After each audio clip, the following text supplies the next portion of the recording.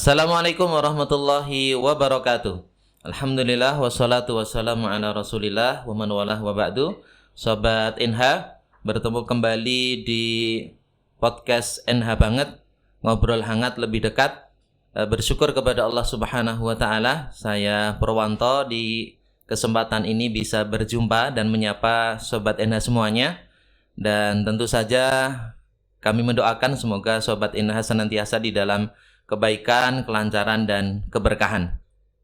Tidak lupa kita senantiasa bersalawat untuk Nabi kita dan semoga kita menjadi umatnya yang dicintai dan mendapatkan syafaatnya.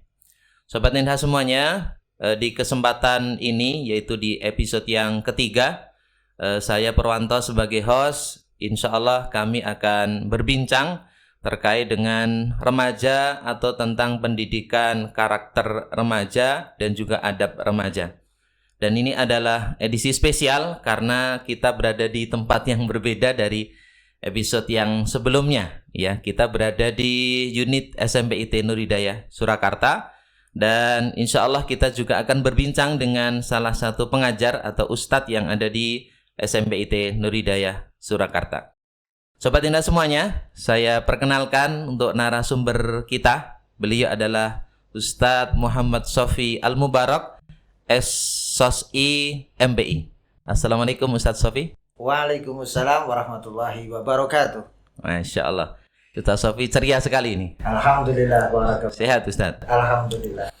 Sobat Indah semuanya, jadi beberapa menit ke depan insya Allah saya akan bersama dengan beliau Ustadz Muhammad Sofi. Beliau salah satu pengajar di SMPIT Nur Hidayah Surakarta.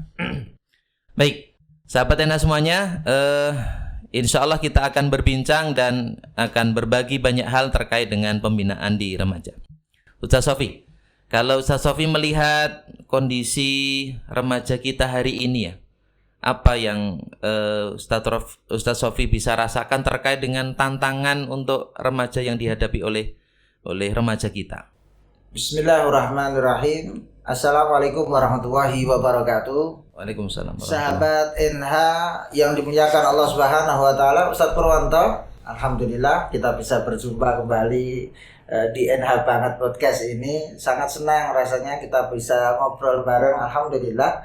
Mudah-mudahan Ustadz Purwanto juga senantiasa baik, sehat walafiat. Amin amin. Tentu berbicara masalah tantangan remaja masa kini itu dikaitkan tentunya di era digital, Ustaz. Remaja di era digital ini banyak tantangan-tantangan. Salah satunya yang pertama adalah krisis identitas.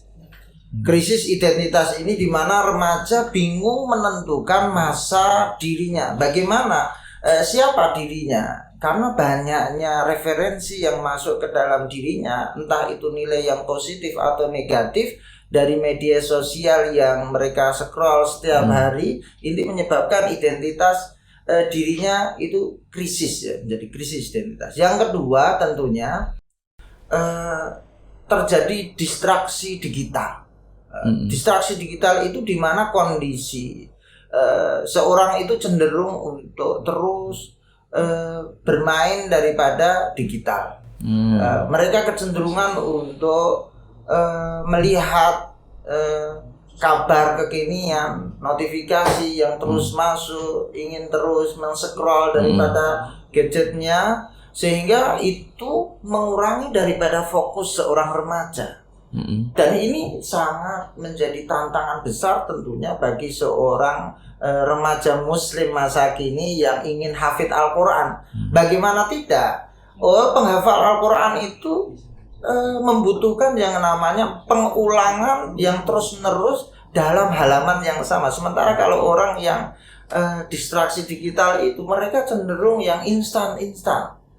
Dan fokus mereka akan berkurang, sehingga ini tantangan yang berat bagi remaja masa kini. Yang ketiga tentunya selain distraksi digital, pergaulan tanpa batas, pergaulan bebas. Karena memang di dunia era digital ini interaksi lintas gender itu tidak bisa dielakkan lagi. kemudian komunitas online toksik, kemudian juga perilaku tidak sopan yang kemudian dianggap biasa di media sosial. Sedangkan nilai-nilai positif itu ya hanya di sekolah, mungkin seperti itu. Padahal untuk keseharian mereka bersama gadget itu tantangan yang luar biasa. Kemudian selain pergaulan bebas, ada tekanan sosial di mana seorang remaja masa kini ingin dilihat dirinya itu memiliki kelebihan yang luar biasa, sehingga mereka harus memviralkan dirinya dengan berbagai macam caranya, entah itu baik atau buruk.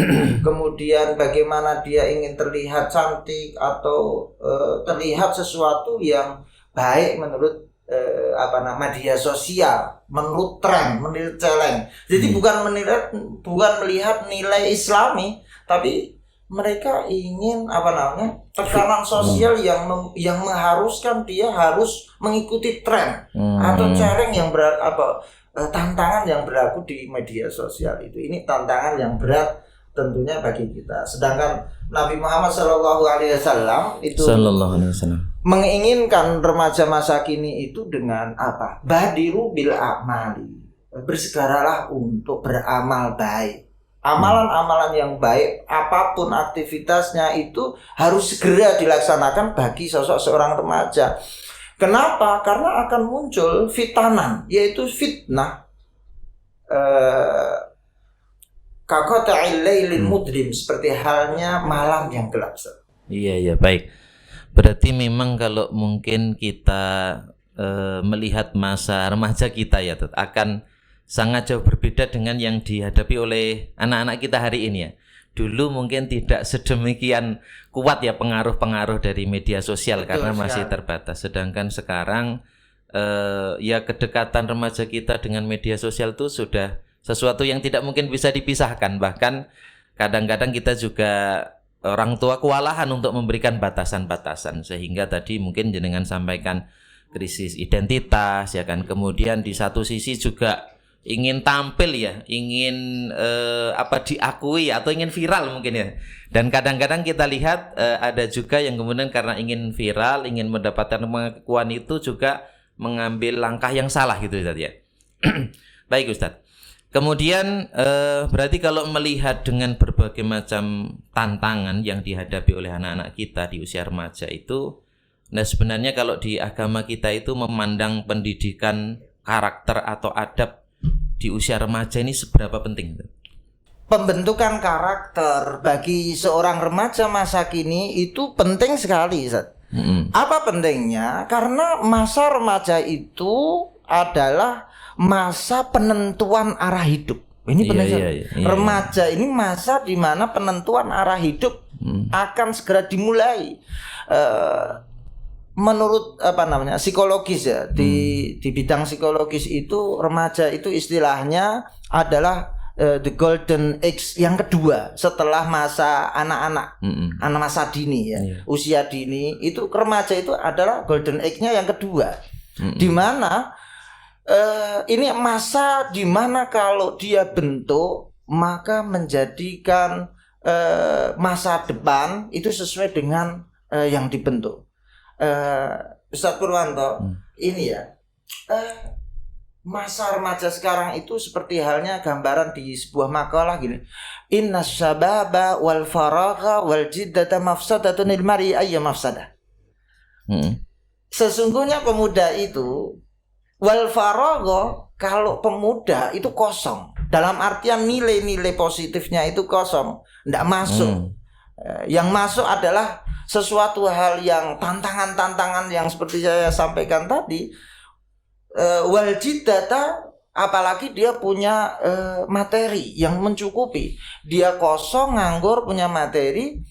Mafsadatun, ini adalah kerusakan. Ayya mafsadah, dikatakan kerusakan apa saja itu bersumber karena kekosongan jiwa seorang remaja. Artinya innallaha la yughayyiru ma biqaumin hatta yughayyiru ma bi anfusihim. Kita hubungkan bahwa Allah berfirman sesungguhnya Allah tidak merubah suatu kaum sehingga kaum itu mau merubah dirinya sendiri. Jadi remaja ini adalah masa perubahan di masa depan. Kalau menginginkan masa depan yang cerah, artinya sukses, seorang remaja yang sukses itu harus masa memulai pergerakan di awal remaja itu harus ada identitas diri yang sudah terbentuk. Yang pertama itu. Yang kedua, kepribadian yang mulai matang. Ini remaja. Remaja itu kepribadiannya sudah mulai matang. Sehingga kalau dia tidak menemukan kepribadiannya yang baik, maka dia akan mendapatkan sesuatu yang buruk di kemudian hari. Yang ketiga, masa remaja itu nilai-nilai masuk, entah itu baik atau buruk. Maka tentu saja kalau menginginkan pemuda yang sukses, nilai-nilai kebaikan harus masuk, mulai berkembang pada diri seseorang itu. Yang keempat adalah semangat hidup seorang remaja itu sangat dianjurkan. Kenapa? Karena ini pernah kita mendengar daripada Soekarno. Iya, Soekarno itu. Berikan 10 pemuda, aku kan ku goncang dunia. Ini menunjukkan bahwa remaja yang dibina, para ulama mengatakan kalau kita itu mengasuh daripada pemuda yang hebat, maka artinya mereka akan mengasuh masa depan umat yang luar biasa. Jadi kuncinya pada remaja. Baik. Jadi memang sangat penting sekali ya remaja ini kemudian mendapatkan pendampingan gitu Ustaz, terkait dengan kepribadian, terkait dengan karakter, dan tentu saja tadi terkait dengan sudah kokoh ya kepribadiannya tadi.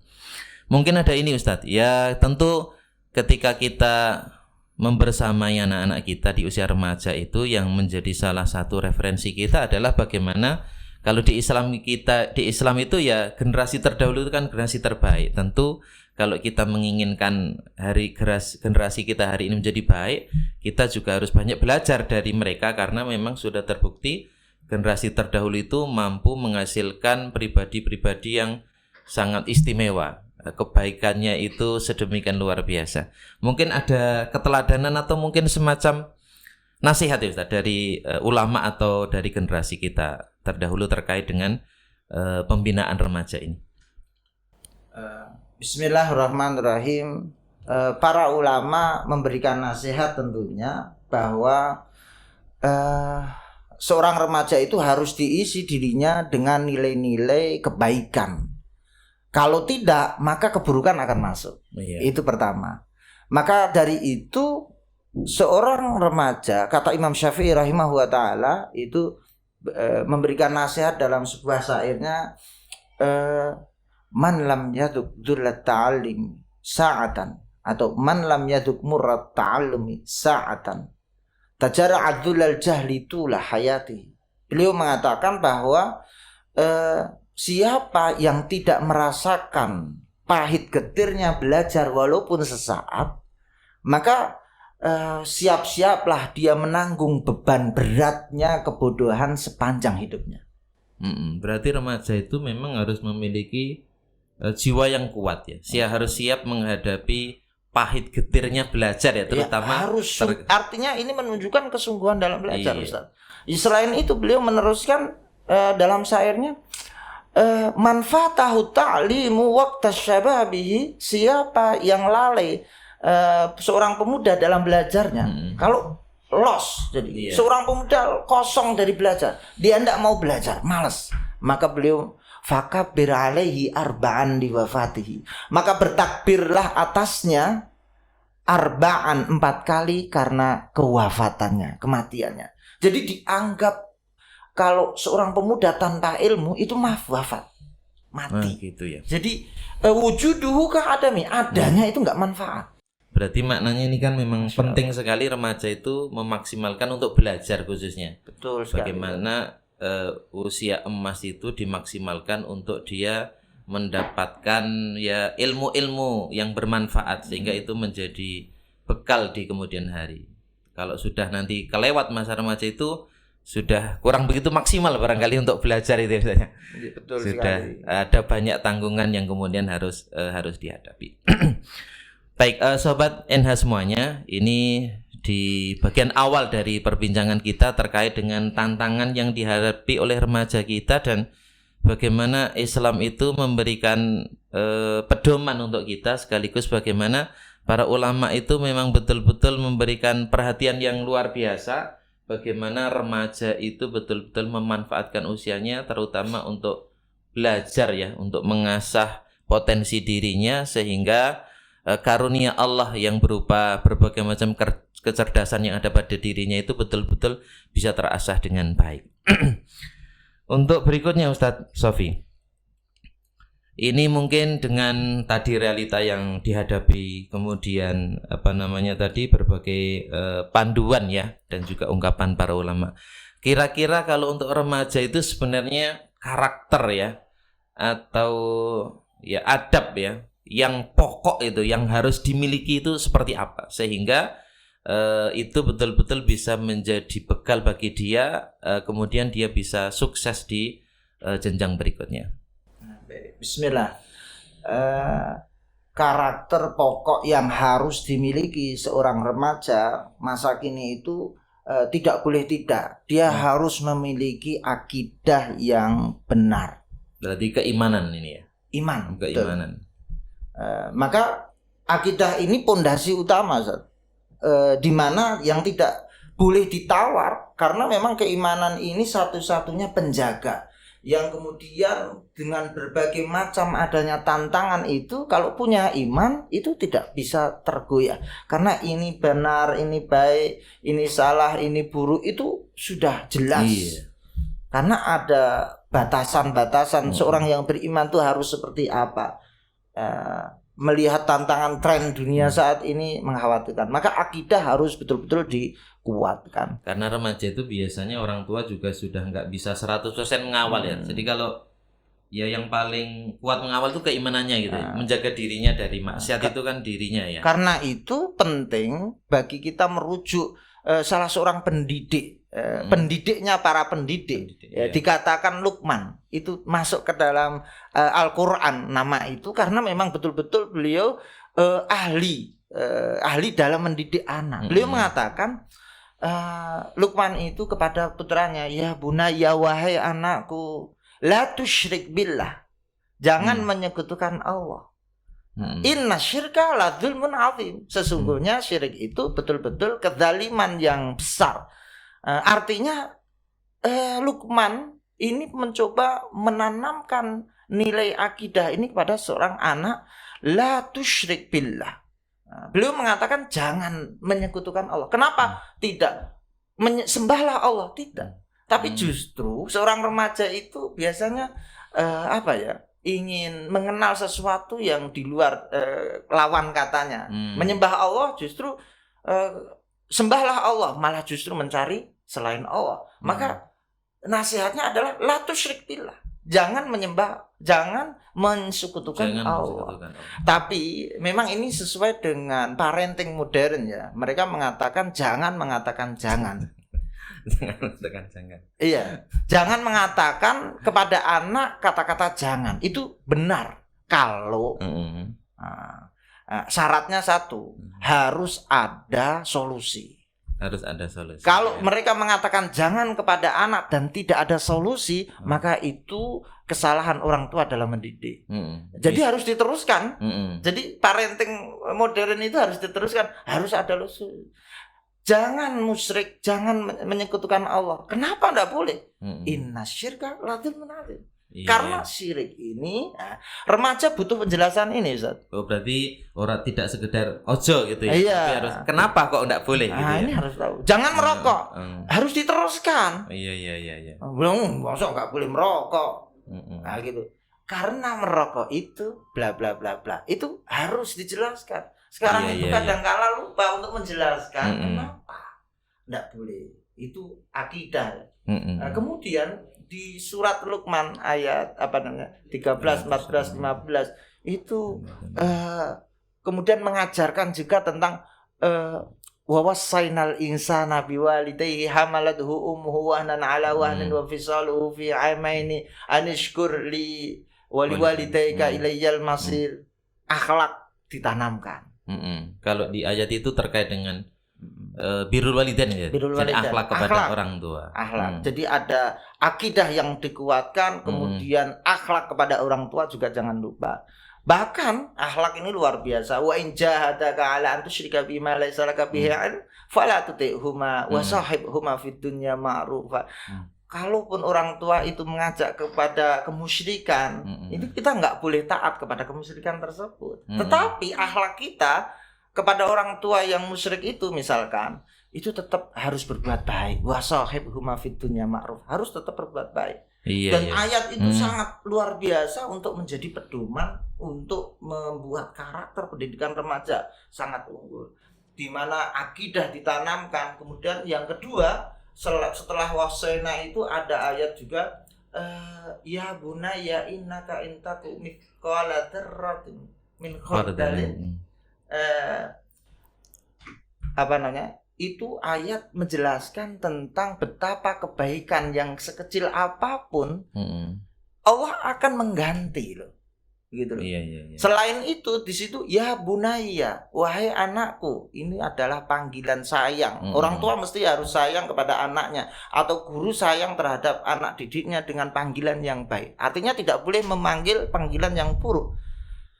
Itu adalah cara penanaman. Nilai-nilai yang baik itu dipanggil dengan baik.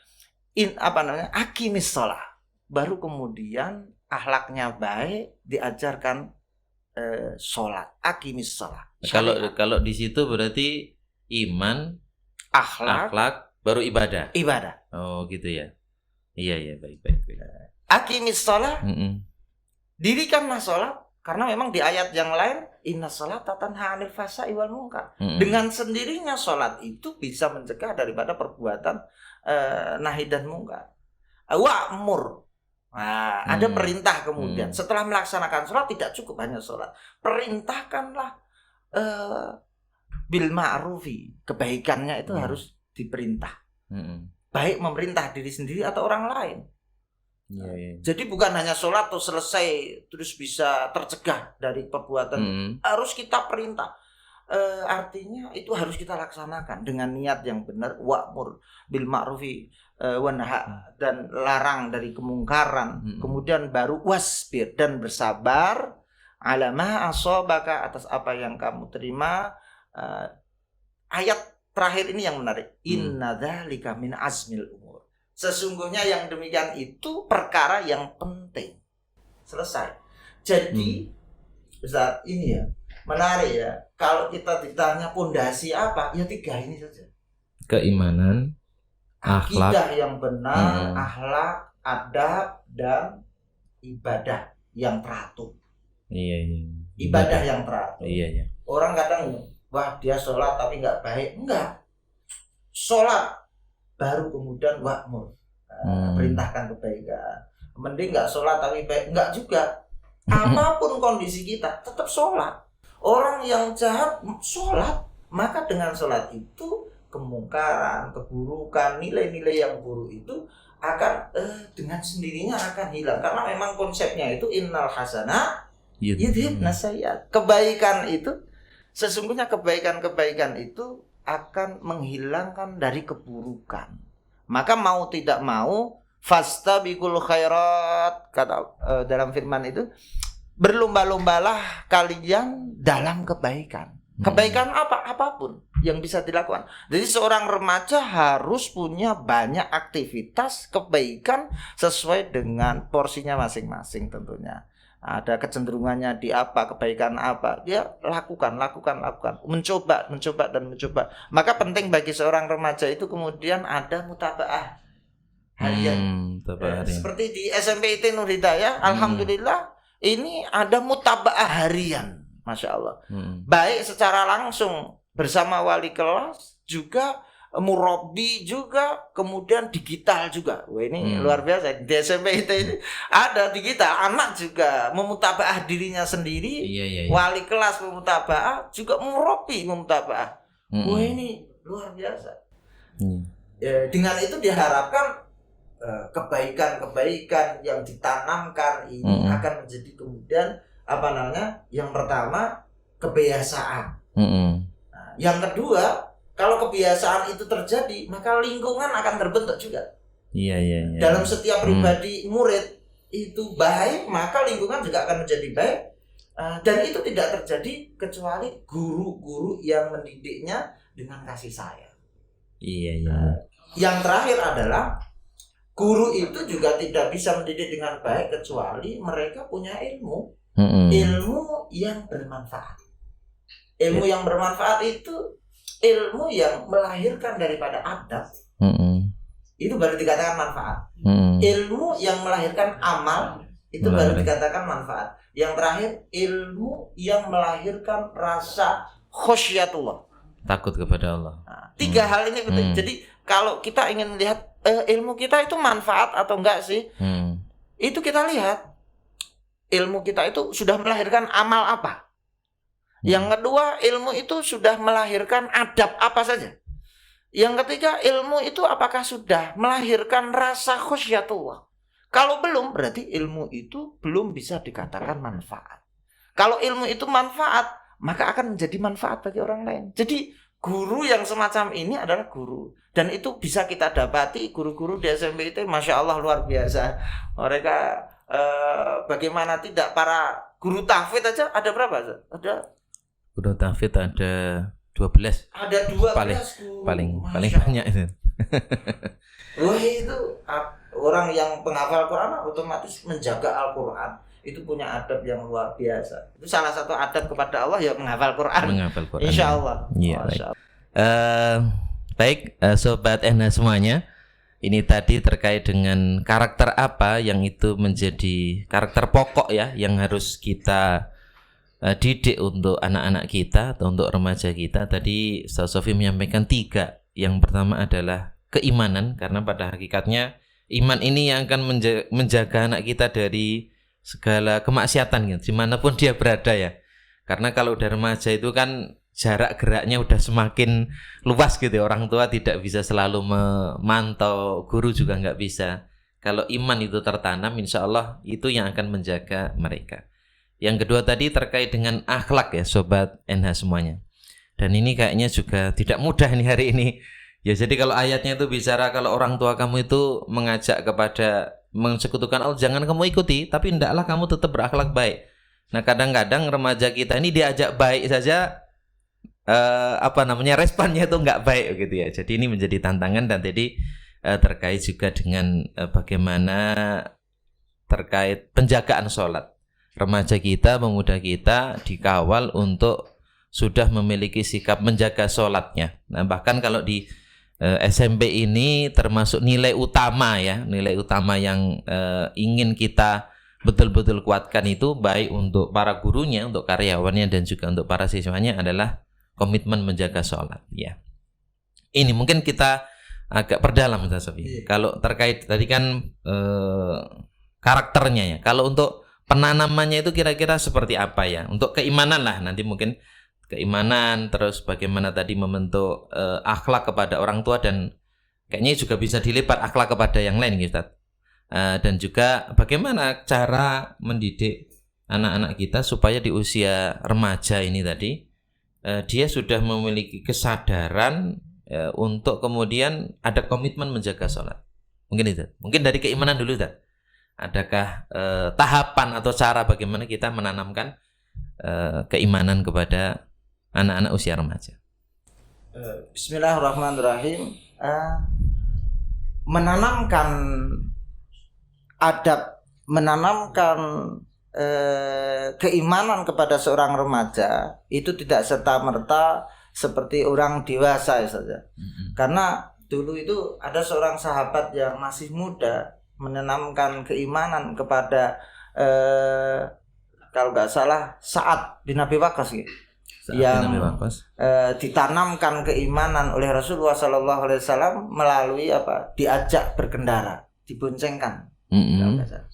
Kemudian beliau diajarkan wa idza sa'alta fas'alillah wa idza sta'anta fasta'in billah. Kalau kau hendak meminta maka mintalah kepada Allah. Kalau minta pertolongan ya minta pertolongan kepada Allah.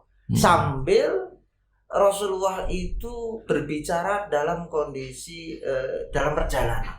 Jadi artinya orang tua masa kini harus betul paham kondisi di mana hendak menanamkan keimanan itu. Tidak serta-merta kita langsung mengajari, tapi lihat kondisi seorang anak. Siap nggak untuk diajari seperti itu, diajak ngobrol. Tentu yang kedua, ajaklah diskusi masalah keimanan ini ketika betul-betul kondisi santai. Anak itu tidak terbebani dengan suatu hal. Karena kadang-kala anak itu punya problem tersendiri, dan orang tua harus menanamkan ini, anak harus seperti ini, anak harus itu. Jadi kita harus mengetahui psikologi anak. Maka penting sekali kadang-kala anak itu diajak ngobrol santai. Tapi muatannya adalah tentang keimanan. Berarti harus ini bisa membungkus mungkin bahasanya tadi nilai-nilai keimanan itu dalam bentuk yang tidak harus formal gitu, dalam nasihat yang formal gitu ya. Tapi dalam momen-momen yang ya ringan, santai atau tidak terdesain untuk nasihati, tetapi bisa dimanfaatkan seperti Nabi boncengan kemudian sambil ngobrol. Berarti kedekatan ini menjadi salah satu modal penting ya, sehingga anak itu bisa menerima dan tidak merasa tadi ya menjadi satu tekanan mungkin ya Ustaz. Betul sekali. Atau juga ada ini kayaknya Ustaz. Ada sahabat siapa itu ya? Abdullah bin Mas'ud tapi ya. Nabi itu mengawalinya dengan ungkapan wallahi inni la uhibbuk, demi Allah aku sangat mencintai engkau. Jadi kalau nggak salah itu 3 kali Nabi itu ngendikan gitu kepada Abdullah bin Mas'ud. Demi Allah aku sangat mencintaimu. Ternyata setelah Nabi mengatakan itu, Nabi menyampaikan mengajarkan satu doa itu ya. Doa yang dibaca di akhir sholat itu ya.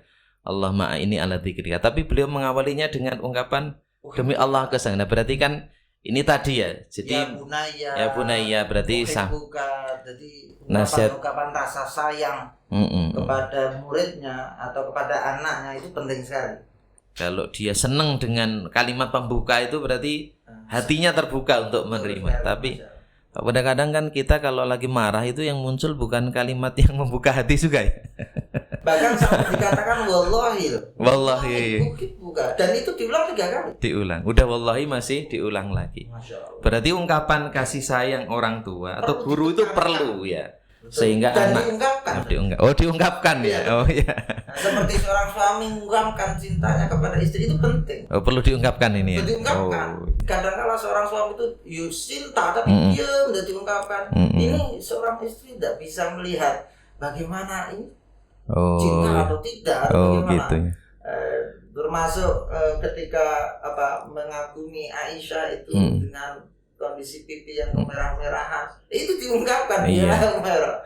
Jadi bukan cinta, bukan. Baik. Menjadikan hati gembira. Berarti dengan kedekatan, dengan nasihat itu nggih untuk keimanan. Kalau terkait dengan akhlak bagaimana Ustaz ini? Akhlak mungkin terkait tadi kalau di ayat itu kan kepada orang tua, dan ini saya kira juga tidak mudah itu maknanya. Kadang-kadang kita dapat itu juga anak-anak itu yang kurang bisa dekat mungkin dengan orang tua, atau orang tua yang mohon maaf ya dengan segala kesibukannya itu kurang memiliki waktu untuk bisa membersamai anak. Nah kira-kira kalau dari Ustaz seperti apa sarannya ya supaya keterbatasan mungkin orang tua membersamai anak ya, atau ya tadi terkait dengan kesibukan dan lain sebagainya kurang bisa memiliki waktu yang cukup lah dengan anak, tapi orang tua tetap punya peran untuk mendidik akhlak anaknya, atau juga kalau kita bagi guru itu bagaimana kita bisa mendidik anak itu berakhlak. Bismillahirrahmanirrahim. Seperti ini, kita harus pahami dulu ya bedanya akhlak, kemudian adab dan etika. Kadang kita masih agak ngabur itu. Iya gak? Gini, akhlak itu sebenarnya adalah cerminan hati, Ustaz. Akhlak itu cerminan hati. Artinya akhlak itu akan muncul dengan sendirinya tanpa ia sadari dan tanpa ia sengaja, dan ia muncul sendirinya karena adanya iman. Kalau orang itu punya nilai keimanan, ketakwaan yang tinggi di hadapan Allah, akhlak itu dengan sendirinya muncul. Tanpa harus Tanpa harus apa? Disengaja. Tanpa harus disengaja ya. Betul. Oh gitu ya. Itu pantulan daripada iman itu akan melahirkan akhlak. Akhlak. Beda Kalau dengan beda. adab. Ada beda. Kalau adab itu ada usaha. Usaha meniru apa yang dilakukan Rasulullah SAW. Rasulullah minum duduk, aku juga minum dengan duduk. Itu belum tentu akhlak. Tapi adab. Karena apa? Ada bapak guru, ibu guru, ustadz-ustadzah yang ngawasin. Kalau di depan gurunya dia bisa beradab. Tapi belum tentu dia bisa berakhlak. Tapi kalau dia minumnya itu duduk sambil kemudian aku beriman kepada Rasulullah, aku mencintai Rasulullah, Rasulullah duduk dan memerintahkannya seperti itu dan aku duduk, di situ baru lahirnya akhlak. Jadi kalau hanya sekedar meniru duduknya, adabnya minum duduk, itu baru adab. Tapi kalau ada rasa, itu baru akhlak. Jadi akhlak itu hati, rasa. Sebuah rasa, sementara adab itu dohir yang dohir. Bisa kita lihat. Bisa ini juga ya. Dan bedanya bisa gini. direkayasa adab itu berarti. Beda, maknanya dia bisa menampakkan sesuatu yang baik, padahal aslinya itu hatinya belum gitu ya. Cuman karena mungkin tadi ustadznya atau apa gitu ya. Iya baik. Kalau etika dan adab ini, adab itu ya memang harus ada panduan dari Rasulullah SAW. Bedanya itu. Jadi kita berusaha untuk beradab, artinya berusaha meniru apa yang menjadi contoh tauladan kita, yaitu Rasulullah SAW. Sedangkan etika itu adalah kebiasaan baik yang dibuat oleh masyarakat. Jadi kayak norma sosial, etika sosial. Betul. Di daerah satu dengan daerah yang lainnya itu berbeda. Bisa berbeda. Orang Jawa itu kalau cium tangan, bolak-balik atau sungkem itu merupakan kebaikan. Tapi belum tentu itu di Arab itu sebagai kebaikan. Bahkan dianggap itu kemusyrikan. Alhamdulillah. Ini enggak boleh sih.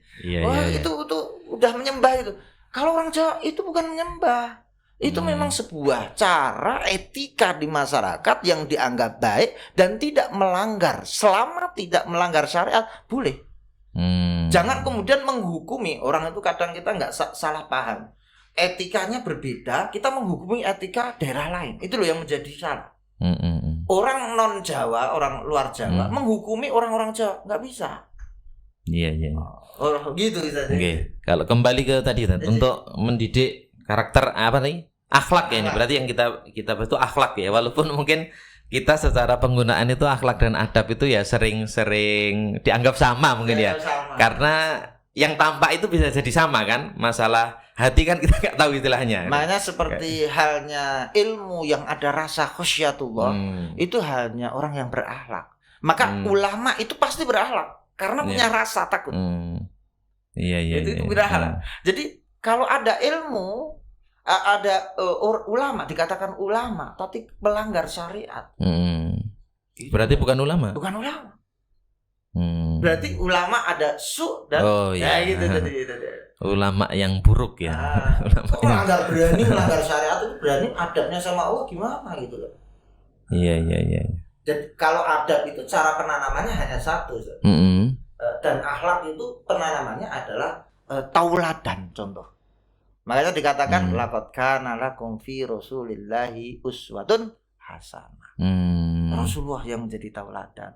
Maka kalau kita menginginkan anak didik kita baik atau anak didik kita itu baik, maka kitalah yang harus memberikan contoh baik zahiran wa batinan. Iya. Nah, ini berarti beban beratnya jadi di pendidik ini ya. Iya. Berarti orang tua berat ini. Iya. Sama guru juga ya. Tanggung jawab. Iya betul. Seorang tua pendidik itu harus mempunyai. Lah bagaimana dia memberi tanpa dia mempunyai? Iya. Jadi kalau dia ingin memberi akhlak, dia harus punya akhlak dong. Iya. Itu nih. Mungkin yang ketiga untuk sholat ini Ustaz. Jadi kan kita dapati juga ya mungkin tadi nggih karena pengaruh media sosial dan lain sebagainya, kita dapati ya ada remaja-remaja kita yang memang belum ada kesadaran untuk menjaga sholat ya gitu ya. Atau mungkin juga memungkinkan belum sholat misalnya Ustaz. Nah gimana kalau untuk mendidik terkait dengan menjaga sholat ini? Untuk sholat memang itu Rasulullah SAW Itu kalau pemerintah sholat, shollu kama ra'aitumuni usalli. Sholatlah kalian seperti halnya kalian melihat aku sholat. Jadi masalah sholat ini ya hampir mirip dengan adab juga, contoh juga. Yang kedua, perkara sholat ini pemahaman ilmu untuk sholat itu harus senantiasa diberi pemahaman. Jadi untuk mengenal Allah itu adab itu harus diutamakan dulu. Jadi seperti ini ya, prosesnya itu ulama mengatakan beradablah sebelum berilmu. Beradablah sebelum ilmu. Atau adab itu lebih tinggi daripada ilmu. Kenapa dikatakan demikian? Adab itu lebih tinggi daripada ilmu. Artinya ketika adab itu kita ajarkan, maka dia sebelum sholat itu dia memahami akan pentingnya sholat. Berarti penyadaran ya, tidak sekedar. Sehingga ketika kita Ustadz itu ini waktunya sholat harus ngoyak-ngoyak, itu karena mereka memang juga belum punya kesadaran untuk pentingnya sholat. Jadi untuk memahami pentingnya sholat harus memahami adab tadi, adab sholat. Jadi jadi adab cerminan hati yang pertama. Yang kedua, bahwa ketika orang itu berilmu tanpa adab, maka akan menghasilkan kesombongan. Jadi anak-anak itu tahu bagaimana cara sholat. Tapi kenapa tidak mau sholat dengan langsung gitu, harus dioprak-oprak? Itu karena memang adabnya nggak ada. Karena dia punya ilmu tapi nggak punya adab, maka akan melahirkan kesombongan. Sementara juga ketika dia punya ilmu tapi tanpa ada amal, maka ini bahaya juga, akan melahirkan daripada menyeret ilmunya itu akan menyeret kepada kebinasaan. Karena ilmu tidak diamalkan. Termasuk ilmu yang tidak melahirkan khosyah itu akan melahirkan daripada keberkahan ilmunya terputus. Karena ilmu itu nol. Jadi intinya anak itu diberi pemahaman akan pentingnya sholat, kenapa sholat dan lain sebagainya. Iya, baik Ustadz. Dan ini ya, kalau di SMP memang terkait dengan ibadah ini sangat ditekankan dan dikawal oleh para murabbi Ustadz ya. Jadi kan kalau di kita ini ada PA namanya, penanaman adab. Penanaman adab ya, pembinaan adab, di mana akhlak dan ibadah anak ini kemudian senantiasa dikawal, didampingi, dan termasuk tadi dimutabaah oleh para murabbi atau oleh para guru ya. Sobat NH semuanya, jadi ini adalah obrolan kita dengan Ustaz Sofi terkait dengan penanaman karakter ya, atau adab untuk remaja ya, atau mungkin ya usia SMP dan SMA gitu ya. Nah, semoga dari apa yang kita obrolkan ini ada poin-poin yang kemudian menambah ilmu kita, menambah wawasan kita, dan menjadi pencerahan kita, di mana kita mungkin sebagai orang tua, sebagai guru terutama, salah satu kuncinya itu ternyata kalau pengen muridnya berakhlak, beradab ya, diawali dengan guru begitu ya. Sebagai penutup Ustadz, mungkin ada pesan terakhir ini Ustadz. Bismillahirrahmanirrahim. Imam Syafi'i pernah mengatakan bahwa hayatul fata wallahi bila ilmi wattuqa idza lam yakuna la'tibara lidatihi. Hayatul fata, hidupnya seorang pemuda atau suksesnya seorang pemuda itu wallahi, sampai bersumpah demi Allah. Demi Allah hanya dengan ilmu dan takwa. Pemuda itu kalau pengen sukses hanya dengan dua ini, ilmu dan takwa. Idza lam yakuna, kalau keduanya itu enggak ada pada diri seorang pemuda, la atibara lidatihi, seorang pemuda enggak ada jati dirinya. Karena itu nasihat yang penting bagi kita semuanya adalah setiap kita wajib meluruskan niat. Ulama dahulu pentingnya niat itu harus dilafadzkan. Memang lafadz niat itu bukan niat. Niat itu di dalam hati. Tapi kenapa para ulama menjelaskan caranya itu menguatkan daripada niat? Sholli fardhu maghribi salata, oh salat maghrib, oh 3 rakaat, oh menghadap kiblat, oh ini fardu, oh ini makmuman atau lillah, itu dilafatkan. Ini bukan niat tapi lafaz niat untuk menguatkan niat yang dalam hati. Itu meluruskan niat. Nah, yang kedua, anak itu harus betul-betul menjaga ibadah harian, memutaba'i. Itu untuk menjadikan kebiasaan, membentuk kebiasaan, sehingga lingkungan terbentuk, kemudian akan menjadi kebiasaan dan akan menjadi kebutuhan. Harapannya bisa menjadi kebutuhan. Kemudian yang ketiga, ini syaratnya pergaulan anak itu harus dijaga betul, harus pergaulan yang sehat. Kalau menginginkan anak yang baik, harus dikumpulkan bersama anak-anak yang baik. Nggak mungkin nanti, lo kan nggak apa-apa biar bersosial banyak, berselancar kemana, biar wawasannya. Enggak, kalau kita ingin baik, kumpulkan bersama orang. Akidahnya dikuatkan dulu, ibadahnya harus komitmen, konsisten dulu. Kalau itu sudah mau masuk ke dunia yang lain, kalau sudah kuat, nggak masalah.